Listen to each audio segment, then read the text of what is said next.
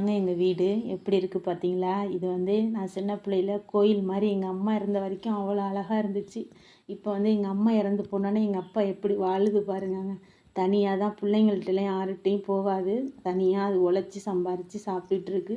ரொம்ப கம்மி ரேட்டுக்கு கொடுத்தாலும் யார் கஷ்டப்பட்டு கேட்டாலும் கம்மியாக கொடுத்துருங்க. அவ்வளோ ஒரு இறக்க குணம் உள்ளது. அது உழைச்சி என்ன ஒன்றும் பலன் கிடையாது. எல்லாம் உழைச்சி மற்றவங்களுக்காக உழைச்சே அது அழிஞ்ச கை. எங்கள் வீடை பாருங்கள் எப்படி இருக்குன்னு. இதுதான் நான் வாழ்ந்த வீடு. எங்கள் அப்பா எப்படி எங்கள் அம்மா இல்லாமல் எப்படி குடும்பம் நடத்திட்டு இருக்கு பாருங்கள். அது இருந்தால் அவ்வளோ ஒரு சுத்தமாகவும் அவ்வளோ அழகாகவும் இருக்கும் வீடு. இப்படி தான் எங்கள் அப்பா வாழ்ந்துட்டுருக்கு. யாருக்கிட்டேயும் போகாது சாப்பிட, என் வீட்டுக்கு வரும், அவ்வளோதான்.